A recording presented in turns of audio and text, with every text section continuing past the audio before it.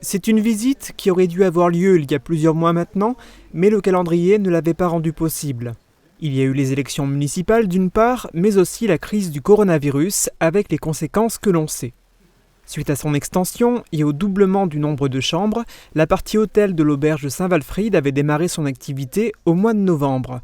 Il s'agit d'une transformation majeure qui a coûté 1 600 000 €. Pour financer les travaux, le gérant a bénéficié de subventions publiques, 200 000 € de la part de la région Grand Est, 40 000 de la part du département. Le président de cette dernière collectivité est élogieux par rapport aux résultats de ces travaux. Ici, on est sur un haut lieu de la gastronomie, de l'hôtellerie et donc du tourisme mosellan au Saint-Walfried. Et c'est la raison pour laquelle ma première visite de territoire, j'ai souhaité la consacrer à Sarreguemines, à ce territoire de Sarreguemines Beach et en particulier à cette belle enseigne qui a beaucoup investi, qui est un établissement prestigieux, une étoile, mais aussi auquel j'ai remis il y a quelques mois maintenant le label Qualité Moselle. Les visiteurs se sont déplacés de chambre en chambre pour mesurer la qualité de la structure qui offre un hébergement de prestige. À la qualité du mobilier et des matériaux utilisés se rajoute la beauté des œuvres d'artistes lorrains exposées. De quoi décomplexer les habitants de notre territoire vis-à-vis de nos voisins alsaciens dont la région bénéficie d'un fort dynamisme touristique. Nous voulons rendre les Mosellans fiers de ce qu'ils sont.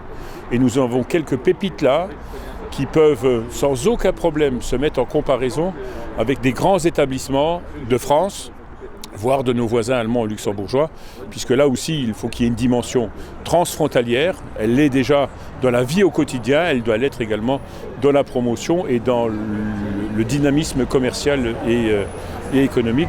Mais aujourd'hui, compte tenu de la crise du coronavirus, les relations transfrontalières sont gelées et le Saint-Walfried en pâtit fortement. La restauration se remet un tout petit peu, on ne travaille pas normalement, mais bon, on travaille quand même un petit peu. Par contre, les frontières qui restent fermées, je veux dire, c'est vrai que ça pose problème quand même, au niveau de l'hôtellerie. Les gens ont du mal à revenir. D'accord, votre chiffre en a pris un coup ?